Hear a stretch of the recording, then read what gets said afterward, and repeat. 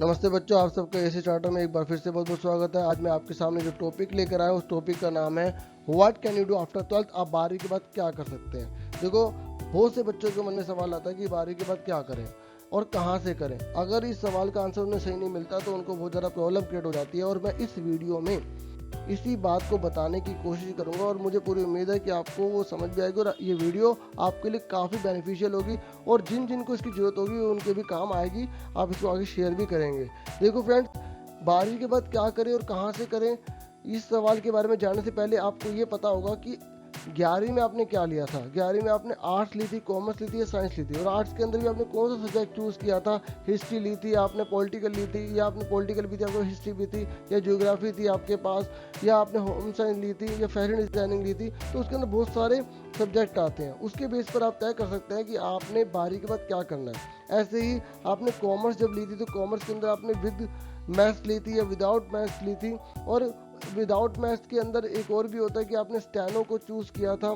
तो और उसके अंदर भी बहुत सारे सब्जेक्ट आते हैं, तो उसके बेस पर भी डिसाइड हो जाता है कि आप 12वीं के बाद क्या करें। ऐसे ही अगर आपने साइंस साइड ली थी तो साइंस साइड के अंदर आपने क्या लिया था। क्या आपने PCMB लिया था, फिजिक्स केमिस्ट्री मैथ्स बायोलॉजी ली थी।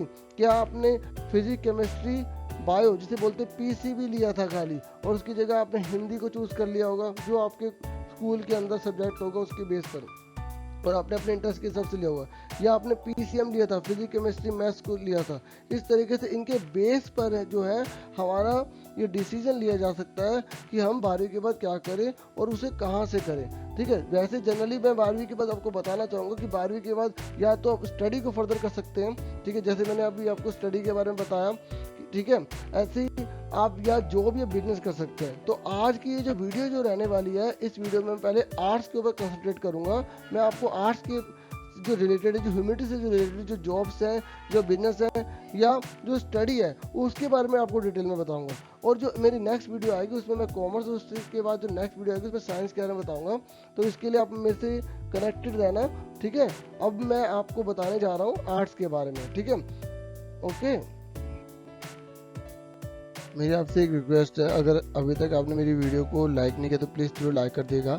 सब्सक्राइब करना तो बिल्कुल मत भूलिएगा। अगर हो सके तो प्लीज़ शेयर कीजिए अपने रिलेटिव्स में, फ्रेंड्स में, ताकि वो किसी ना किसी के वीडियो जरूर काम आए। चलो, अब हम ज़्यादा बात नहीं करते इसके बारे में, अब स्टार्ट करते हैं। आगे आपको मैं डिटेल में बताता हूँ। अगर आप 12th के बाद आगे स्टडी करना चाहते हैं तो आपके पास सबसे पहला है कि आप BA कर लें या BA ऑनर्स कर लें। अगर आप BA करते हैं तो आप जो है एक सिंपल डिग्री गेट करेंगे। ठीक है, और BA ऑनर्स करते हैं तो BA ऑनर्स में होता है कि आप किसी स्पेशल सब्जेक्ट को चूज़ कर रहे हैं जिसमें आप महारत हासिल करना चाहते हैं, और उसके बाद उसमें टीचिंग लाइन में बेनिफिट हो सकता है, या उसके रिलेटेड कोई जॉब होगी उसमें आपको बेनिफिट मिल सकता है। और सवाल ये उठता है कि जो BA या BA ऑनर्स जो आप कर रहे हैं वो रेगुलर से कर रहे हैं या करस्पॉन्डेंस से कर रहे हैं। रेगुलर का मतलब होता है कि आपको जैसे स्कूल में आप डेली जाते थे वैसे आपको जाना पड़ेगा, और जिस दिन छुट्टी होती है गवर्नमेंट की उस दिन छुट्टी होगी। ठीक है, और करस्पॉन्डेंस का मतलब होता है कि आपको संडे या सैटरडे जिस दिन वहाँ की जो यूनिवर्सिटी है जो क्लास देती है केवल वही आपको क्लास लेनी होगी, और आपको उसी 24 से 25 क्लासेस में आपको पूरा कोर्स करवा दिया जाएगा, शॉर्ट में करवाया जाता है। ठीक है, तो आप वो कर सकते हैं करस्पॉन्डेंस से। ठीक है, और फाइनल के आपको एग्ज़ाम जो है वो एक ही बार देने पड़ते हैं, जबकि अगर रेगुलर करोगे तो उसमें आपको इंटरनल भी देने पड़ते हैं, फिर आपके बाद फाइनल के एग्ज़ाम भी देने पड़ते हैं। अच्छा, एक और बात यह है कि अगर आप करस्पॉन्डेंस से करते हैं तो आप ये कौन सी यूनिवर्सिटी से करते हैं इस पर भी थोड़ा सा डिपेंड करता है, थोड़ा सा चेंज हो जाता है। जैसे अगर आप DU से करते हैं, ठीक है, कोई वो ये नहीं है कि इस यूनिवर्सिटी से करना अच्छा है, इस यूनिवर्सिटी से अच्छा है, नहीं, ऐसा कुछ नहीं है। आपकी परसेंटेज जरूर अच्छी होनी चाहिए, इस बात पर आप ध्यान रखना।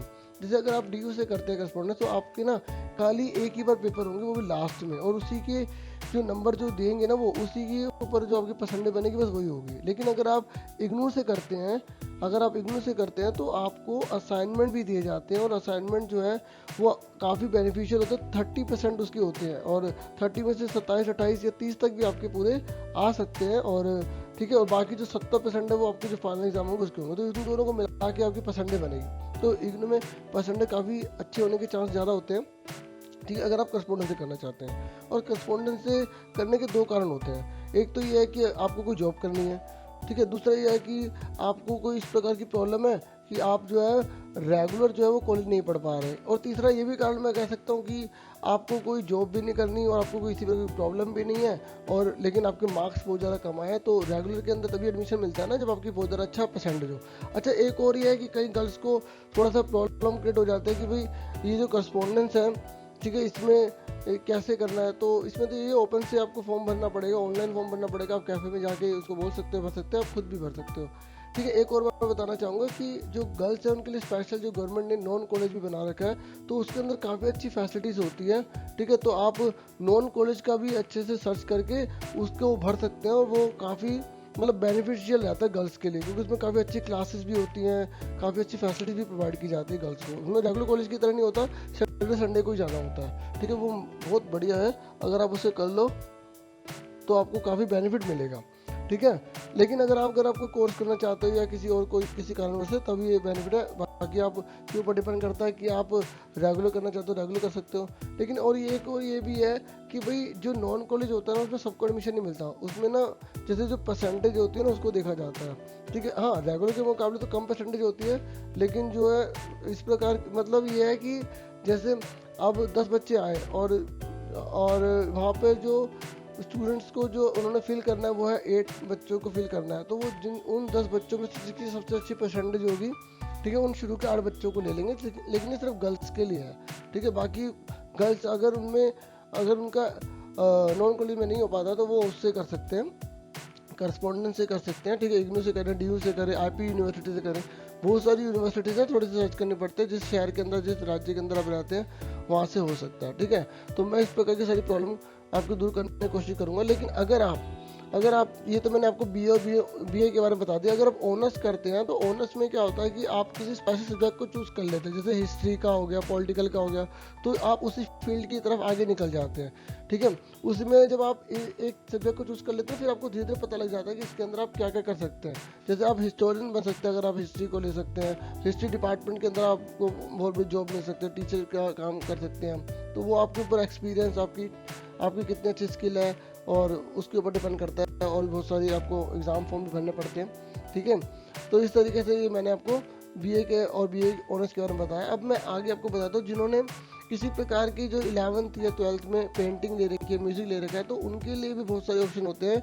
बैचलर ऑफ फाइन आर्ट्स जिसे कहा जाता है, आप पेंटिंग में जा सकते हो। पेंटिंग में भी इंडिया के अंदर बहुत अच्छे अच्छे कॉलेज हैं जो काफ़ी अच्छा आपको एक तरह का स्कोप देते हैं, आप अपने आप को उसमें अच्छा कर सकते हैं। ठीक है, और म्यूज़िक के लिए भी बहुत सारे हैं, डांस के लिए, फोटोग्राफी के लिए, आपका किस में इंटरेस्ट है आप उसमें जा सकते हैं। ठीक है, इस तरीके से मैंने आपको ये बताया। अब आगे सुनो। अगर आपकी पब्लिक डीलिंग अच्छी है, अगर आपको कम्युनिकेशन बहुत अच्छे से आता है, तो आप इलेक्ट्रिक मीडिया को चूज़ कर सकते हो। आप लैंग्वेज में अगर आपकी बहुत अच्छी पकड़ है, आप उसको ट्रांसलेट अच्छे से कर सकते हो, तो आप लैंग्वेज ट्रांसलेटर का काम कर सकते हो। आप कम्युनिकेशन अगर आपकी बहुत अच्छी है तो कम्युनिकेशन स्किल का भी काम कर सकते हो। इलेक्ट्रिक मीडिया के अंदर जो है ना, वो उसी पर्सन को जाना चाहिए जिसके अंदर ना किसी बात को अच्छे से कहने की अच्छा एक्सपीरियंस हो, अच्छी नॉलेज हो, और दूसरे की बात को अच्छे से समझने की शक्ति हो। ठीक है, क्योंकि इसके अंदर जो चुप रहने वाला व्यक्ति जो है वो सही नहीं कर सकता। आपको बहुत अच्छे से बोलना और अपनी बात को सही से रखना बहुत अच्छे से आना होगा। ठीक है, ऐसी होटल मैनेजमेंट के अंदर ये मत सोचना कि होटल मैनेजमेंट के अंदर केवल खाना पकाने का काम होता है। इसके अंदर बहुत सारी चीज़ें होती है, जैसे कम्युनिकेशन स्किल का काम होता है, ट्रैवल मैनेजमेंट का काम होता है, अकाउंटिंग का काम होता है, न्यूट्रिशन एंड फूड साइंस का काम होता है, पब्लिक रिलेशन का काम होता है, पब्लिक से कैसे डीलिंग करनी है, मार्केटिंग का काम होता है। अच्छा, एक और बात ये है कि ये मत सोचना कि जो अकाउंटिंग है वो केवल कॉमर्स वाले करेंगे, नहीं, ये आर्ट्स वाले भी कर सकते हैं। बस इसके लिए आपको जो है ना वो सारा कुछ करवाएंगे। जब आप होटल मैनेजमेंट का कोर्स करोगे आपको सारी डिटेल में बताएंगे। इसके लिए ज़रा हैवी नॉलेज की जरूरत नहीं होती, आपको काफ़ी एक्सपीरियंस देंगे, काफ़ी चीज़ें सिखाएंगे वो। ठीक है, होटल मैनेजमेंट का कोर्स करवाया जाता है, ये ज़्यादातर प्राइवेट ही होते हैं, तो आपको वहीं से करना पड़ेगा अगर आपका इसमें इंटरेस्ट है। ठीक है, और काफ़ी इसमें अच्छा पैसा भी है, और इसमें आप शेफ भी बन सकते हो। ठीक है, इस तरीके से मैं अब आपको आगे बताता हूँ। आप चाहे तो BBA का कोर्स कर सकते हैं, यानी कि बैचलर ऑफ बिजनेस एडमिनिस्ट्रेशन। जब आप BBA का कोर्स कर लेते हैं तो आप financial management, marketing economic, human resource management, entrepreneur and business communication, या किसी बैंक के मैनेजर आप बन सकते हैं। ठीक है, अगर आप बैंक के मैनेजर बनना चाहते हैं, अगर आप प्राइवेट के बनेंगे तो वहाँ पर केवल इंटरव्यू लिया जाता है और आपको इजीली जॉब मिल जाती है, क्योंकि आप इतना बड़ा कोर्स करके आए बीबीए का, ठीक है। लेकिन अगर आपको गवर्नमेंट में बैंक की जॉब चाहिए, यानी कि उसमें मैनेजर बनना है, तो आपको पीओ का एक एग्ज़ाम देना पड़ता है, काफ़ी टफ होता है, ठीक है। लेकिन अगर आपका जब हुनर है, आपका जब इंटरेस्ट है, तो आप इजीली उसे कर लोगे, ठीक है। ये मत सोचना कि आप बिजनेस लिखा है तो केवल कॉमर्स वाले कर सकते हैं, इससे आप भी कर सकते हैं। बस आपके अंदर एक हुनर होना चाहिए, इंटरेस्ट होना चाहिए, एप्टीट्यूड होना चाहिए कि हाँ भाई मुझे इसमें जाना है, ठीक है। उसके बाद अगला टॉपिक है इवेंट मैनेजमेंट। आप इवेंट का मतलब होता है जगह जगह पर इवेंट्स होती हैं, तो आप उसके अंदर भी बहुत सारे काम कर सकते हैं, जैसे पब्लिक रिलेशन का, अकाउंटिंग का, मार्केटिंग एंड एडवर्टाइजमेंट का भी काम आप कर सकते हैं, ठीक है। उसके बाद में अब आपको आगे बताता हूँ। अगर आपका इंटरेस्ट लॉयर बनने में, तो आप बीए प्लस एलएलबी कर सकते हैं। बीए प्लस एलएलबी आपको करने के लिए रेगुलर कॉलेज में एडमिशन लेना होगा। रेगुलर कॉलेज में एडमिशन लेने के लिए आपको एंट्रेंस एग्जाम देना पड़ेगा। बच्चे कई गलती ये करते हैं कि एक ही रेगुलर कॉलेज या एक ही यूनिवर्सिटी में फॉर्म भर देते हैं, और अगर उसमें उनका नंबर नहीं आता तो उनका एक साल पूरा ख़राब हो जाता है। इसलिए आपको करना है, जितनी यूनिवर्सिटीज़ होती हैं उनमें आप फॉर्म भर देना, उनका एंट्रेंस एग्ज़ाम देना, और जिसमें नंबर आपका आएगा उसमें आप एलएलबी अपनी स्टार्ट कर देना, ठीक है। ऐसे ही आप चाहे तो फैशन डिज़ाइनिंग भी कर सकते हो। फैशन डिज़ाइनिंग में अगर आपका इंटरेस्ट है तो आप उसमें भी जा सकते हैं। लेकिन एक बात सुनो, बहुत सारे जो फैशन डिज़ाइनिंग कराने वाले जो कोर्स होते हैं ना, कई उनमें से फ्रॉड्स होते हैं। तो आप पहले उसकी वेबसाइट पे जाके आस-पास डिटेल लेकर सीधे पता लगा लेना कि वो क्या गवर्नमेंट वैलिड है या नहीं है, मतलब गवर्नमेंट रिकॉग्नाइज है या नहीं, क्योंकि बाद में कई बार बच्चों को प्रॉब्लम फेस करनी पड़ती है और उनका पूरा साल पैसे भी खराब हो जाते हैं, ठीक है। अगर आप टीचर बनना चाहते हैं और अगर आपका टीचर में इंटरेस्ट है, तो आप 2 साल के लिए टीचिंग का कोर्स कर सकते हैं 12वीं के बाद। डाइट से कर सकते हैं, डीयू से, जीबीटी से कर सकते हैं। अगर आप डाइट से करना चाहते हो तो डाइट में आप तभी कर पाएंगे जब आपकी 12th क्लास में बहुत अच्छी परसेंटेज होगी, क्योंकि इसमें कट ऑफ लिस्ट निकलती है और जिसका कट ऑफ लिस्ट में नाम निकलता है उसी का इसमें नंबर आता है, ठीक है। इसमें कुछ रिलैक्सेशन भी होती है जो रिजर्व कैटेगरी के हैं उनके लिए। और डीयू में अगर आपको एडमिशन चाहिए तो डीयू में जो वहाँ का डिपार्टमेंट है वहाँ पे एंट्रेंस एग्ज़ाम होता है, और एंट्रेंस एग्ज़ाम में अगर आपका नंबर आएगा तो आपको वो सीट मिल जाएगी और वहाँ से आप टीचर ट्रेनिंग का कोर्स कर सकते हैं। कहने का मतलब ये है, यहाँ पर परसेंटेज मामला नहीं रखती, यहाँ पे एंट्रेंस एग्ज़ाम मामला ज़्यादा रखता है, ठीक है, मायने ज़्यादा रखता है। ऐसे जेबीटी के अंदर भी एंट्रेंस एग्ज़ाम होता है और जेबीटी के अंदर भी आप चाहे तो एडमिशन ले सकते हैं। एक बात और सुनो, जब अगर आपने डाइट से भर दिया तो ये मत करना कि आप डीयू या जेबीटी को इग्नोर कर दो। आप हर जगह ट्राई कर लो, ठीक है। अगर आपका नंबर नहीं आता तो आप दूसरी जगह तो आप कम से कम कर लोगे। अगर आपने क्या करा, एक ही जगह भरा और एक ही जगह नंबर नहीं आया तो आपका एक साल पूरा खराब हो जाएगा। आप थोड़ा टीचर के बारे में और जान लो। देखो, टीचर को 3 कैटेगरी में डिवाइड किया जाता है, एक पीआरटी, एक टीजीटी, एक पीजीटी, ठीक है। अगर मैं स्कूल लेवल की बात करूँ तो, ठीक है, और अगर मैं कॉलेज लेवल की बात करूँ तो एक और आ जाएगा, नेट के थ्रू हो जाता है, इसमें आप लेक्चरर वगैरह बन जाते हो। अभी हम स्कूल लेवल की बात कर रहे हैं। जो पीआरटी जो है ना, पीआरटी पहले से लेकर 5th क्लास के टीचर को पढ़ाता है, और जो 6 से लेकर 10th है वो टीजीटी पढ़ाते हैं, और जो पीजीटी जो होते हैं वो 11th 12th को पढ़ाते हैं, ठीक है। अगर आप 12वीं के बाद सीधा टीचिंग का कोर्स करते हो, जैसे कि डाइट से, डीयू या किसी और से करते हो, तो वो गवर्नमेंट रिकॉग्नाइज होना चाहिए। तो अगर आप वहाँ से कर लेते हो तो उसके बाद आप 5वीं तक के टीचर बन जाते हो, ठीक है। और अगर आप एक और आपके पास ऑप्शन है, आप बीए प्लस टीचिंग वाला कोर्स भी कर सकते हो जो रेगुलर कॉलेज से होता है। उसके लिए आपको जो है 4 साल की बीए आपको करनी पड़ेगी, उसके बाद आप टीचर बन सकते हो। एक बात और मैं आपको बता दूं कि अगर आप पहली से 5वीं, छठी से 10वीं तक यानी कि पीआरटी या टीजीटी का अगर आप बनना चाहते हो टीचर, तो आपको ये नहीं है कि आपने कोर्स कर लिया और सीधा आपकी जॉब लग जाएगी, नहीं। उसके बाद आपको सीटेट का पेपर देना पड़ेगा। क्या पेपर देना पड़ेगा? सीटेट का पेपर देना पड़ेगा। कहने का मतलब ये कि अगर आपके पास जब भी खाली टाइम है तो अभी सीटेट के ऊपर सर्च करो, सीटेट की तैयारी अभी से शुरू कर दो, टीचिंग की तैयारी ऐसे शुरू कर दो, और मतलब एक्स्ट्रा जितनी नॉलेज ले सकते हो पहले से पूरा कलेक्ट करके अपना सारा सामान तैयार करके चलो, क्योंकि तभी आप बेनिफिशियल हो सकते हो। नहीं तो बहुत ज़्यादा कॉम्पिटिशन है, बहुत ज़्यादा टफ कॉम्पिटिशन है। यहाँ तक आपको अच्छे से क्लियर हो गया, ठीक है। और जो पीजीटी का जो टीचर बनना होता है उसके लिए आपको पहले, जैसे आपने 12वीं पास करी, 12th पास करी, फिर आपको आप बीए, फिर उसके बाद एमए, उसके बाद आप पीजीटी के लिए अप्लाई करोगे।